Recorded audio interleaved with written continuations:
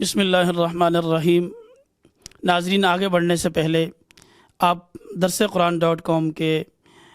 YouTube channel subscribe کریں اور videos کو شیئر کریں، لائک کریں اور کمنٹس کریں۔ یہ ایک صدقہ جاریہ ہے، اس صدقہ جاریہ میں آپ بھی حصہ لیں۔ اگر کسی تک یہ بات پہنچتی ہے تو آپ بھی اس میں شریک ہوں گے، حصہ دار ہوں گے۔ آج کی اس نشست میں ہم بات کریں گے اصحاب عیسیٰ علیہ السلام کے حوالے سے۔ یہ قصص القرآن کی 49ویں نشست ہے۔ حضرت عیسیٰ علیہ السلام کے حوالے سے ہم نے گزشتہ ایپیسوڈ میں بات کی تھی کہ اللہ رب العالمین کے انتہائی برگزیدہ پیغمبر اور رسول اور صاحب کتاب نبی تھے۔ اللہ رب العالمین نے بڑی عظمتوں سے نوازا، حیران کن معجزات عطا فرمائے۔ لیکن جس طرح حضرت مسیح کو اللہ نے حیران کن معجزات سے نوازا، اسی طرح آپ کو اصحاب بھی ایسے دیے کہ جو انتہائی بہترین لوگ تھے۔ ہمارا عقیدہ اور ایمان یہ ہے کہ جتنے بھی نبی گزرے ہیں، ہر نبی کو اللہ رب العالمین نے جو اصحاب دیے، ہر نبی کے صحابہ اس وقت کے لوگوں میں سب سے ممتاز اور نمایاں لوگ تھے، بہترین لوگ تھے، وفادار لوگ تھے، باکردار اور وفا شعار لوگ تھے۔ لیکن اصحاب عیسیٰ کے حوالے سے خود انجیل بڑے عجیب اور غریب تجزیے کرتی ہے، چونکہ ہم اس انجیل کو تحریف شدہ سمجھتے ہیں، اور اناجیل اربعہ جو موجود ہیں دنیا میں، یہ چاروں کی چاروں انجیل تحریف شدہ ہیں۔ بعد میں مصنفین نے انہیں ترتیب دیا ہے۔ چاروں اناجیل اربعہ کے حوالے سے کوئی ایک بھی عیسائی پادری یہ نہیں کہہ سکتا کہ ان میں سے کسی ایک کا سلسلۃ الذہب والفضہ، جس طرح قرآن حدیث کے سلسلے ہیں، اس طرح کوئی ایک سلسلہ بھی حضرت عیسیٰ کے حواریوں تک یا حضرت عیسیٰ تک پہنچتا ہو۔ پوری دنیا میں آج تک عیسائی اس کو ثابت نہیں کر سکے، اس لیے کہ یہ بعد میں لکھی گئی کتابیں ہیں جن کو من گڑھت واقعات سے بھرا گیا ہے اور منسوب کیا گیا ہے انجیل کی طرف۔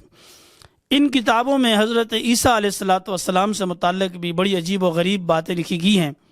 اصحاب تو بہت دور کی بات ہیں، یہاں تک کہ بعض جگہوں پر حضرت مسیح کے حوالے سے اور حضرت مسیح کی والدہ ماجدہ حضرت مریم سلام اللہ علیہا، آپ کے حوالے سے بھی بڑی عجیب و غریب باتیں ہیں جنہیں ایک مسلمان زبان پر بھی نہیں لا سکتا۔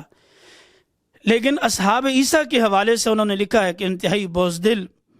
اور بہت ہی ڈرپوک لوگ تھے، جو حضرت مسیح کے جانے کے بعد، یعنی آپ کے قتل کے بعد معاذ اللہ، وہ پھر گئے تھے، سارے کے سارے مرتد ہو چکے تھے۔ جن کے حوالے سے نمایاں لوگوں میں سے جو حضرت مسیح کے بہت زیادہ قریب تھے، ان میں ایک شمعون پطرس تھا، اور اسی طریقے سے یعقوب بن زیدی تھا۔ دیگر جو آپ کے اصحاب تھے جن کو بہت زیادہ آپ کا قریبی سمجھا جاتا تھا، آپ کے قریب ہوتے تھے، ان کے حوالے سے بھی انجیل کے اندر لکھا گیا ہے کہ یہ لوگ بھی لالچی اور حریص تھے، آپ کے قریب تھے، لیکن جو ہی برا وقت آیا اور یہ آپ سے دور ہو گئے۔ ہمیں حضرت مسیح علیہ السلام کی تعلیمات کا خلاصہ قرآن میں ملتا ہے۔ ہم جب موازنہ کرتے ہیں قرآن کا اور اناجیل کا تو ہمیں پتہ چلتا ہے کہ حضرت مسیح کا صحیح تعارف قرآن کراتا ہے۔ قرآن مجید نے حضرت مسیح علیہ السلام کو نہ صرف ایک اللہ کا برگزیدہ بندہ، ایک معجزہ، ایک کلیمت اللہ، ایک روح اللہ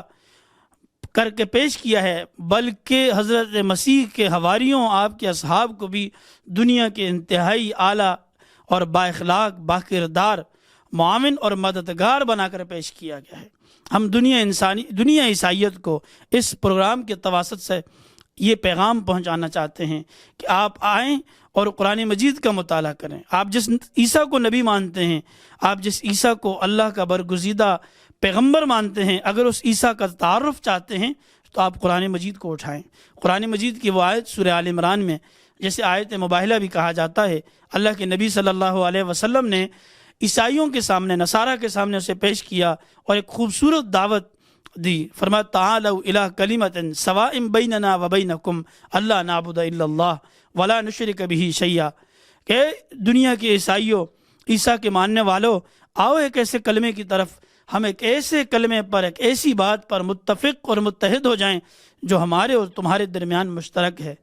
وہ یہ ہے کہ اللہ نعبد الا اللہ۔ آج ہم دنیا عیسائیت سے یہ کہتے ہیں کہ آئیے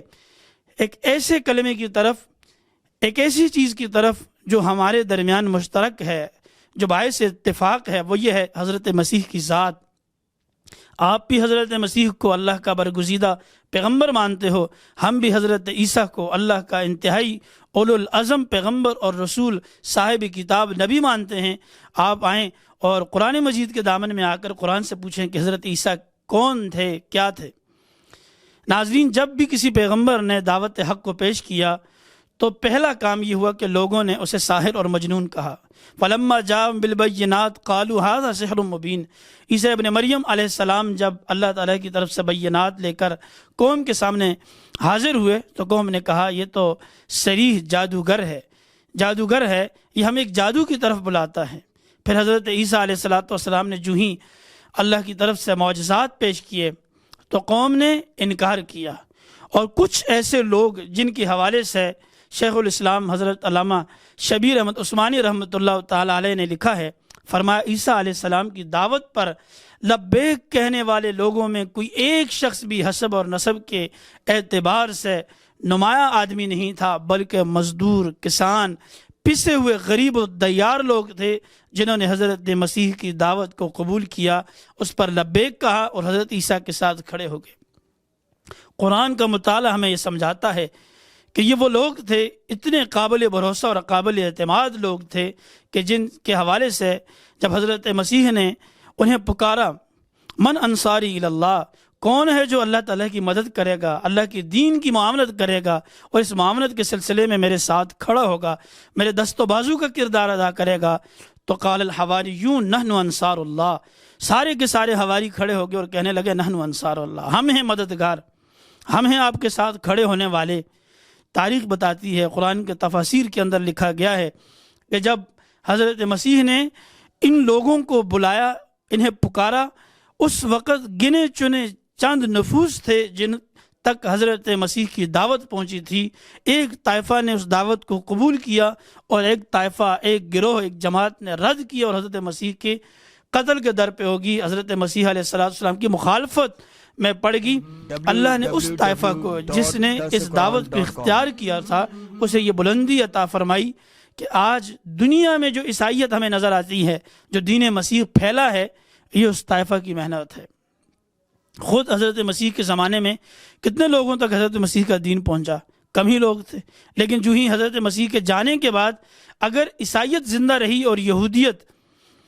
کو جو ہے دنیا میں کسی کا سامنا کرنا پڑا، کوئی دین سامنے تھا تو وہ دین مسیح تھا، اور اس مسیح کو زندہ رکھنے والے، اس دین کو پہنچانے والے لوگ، یہ خود اناجیل اربع کے اندر بھی موجود ہے کہ جب حضرت مسیح نے جس نشست کے حوالے سے یہ کہا جاتا ہے کہ اس کے بعد حضرت مسیح کو صلیب پر چڑھا دیا گیا تھا معاذ اللہ، اس نشست میں حضرت مسیح نے پکارا لوگوں کو کہ کون ہیں، نام لے لے کر ان کے کہ کیا تم میری مدد کرو گے۔ ان میں سے کچھ لوگ اٹھے اور ان لوگوں نے حضرت مسیح کے پیغام کو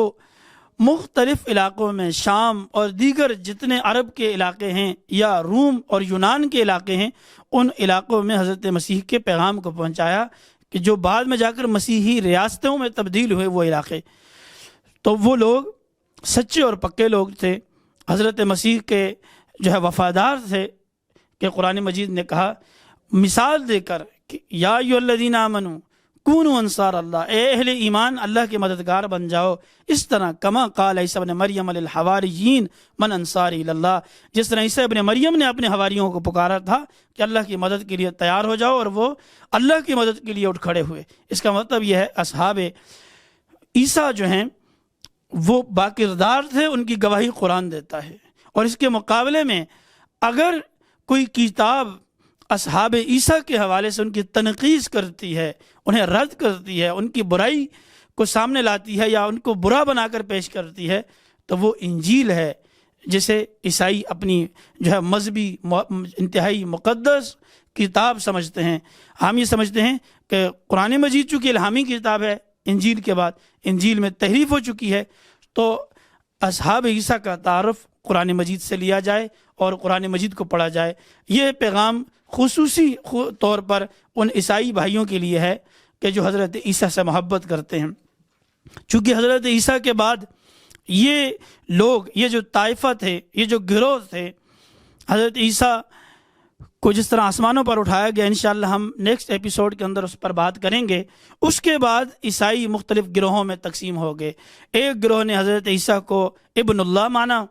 ایک گروہ اس میں سے ایسا تھا جس نے تثلیث کا عقیدہ اختیار کیا، اور ایک گروہ ایسا نکلا جو مسلمان گروہ تھا جس نے حضرت مسیح کی صحیح تعلیمات کو آگے پہنچایا۔ وہ تعلیمات جب ختم ہوئیں تو محمد کبریا صلی اللہ علیہ وسلم اس دنیا میں تشریف لائے۔ انشاءاللہ العزیز ہم اگلے ایپیسوڈ میں بات کریں گے کہ حیات عیسیٰ کے حوالے سے کہ حضرت عیسیٰ علیہ السلام کا مزار کہاں ہے، وہ جعلی مزار ہے، اور حضرت عیسیٰ خود کہاں ہیں، قرآن ان کے حوالے سے ہماری کیا رہنمائی کرتا ہے۔ اللہ رب العالمین ہمارا حامی و ناصر ہو۔ وآخر دعوانا ان الحمدللہ رب العالمین۔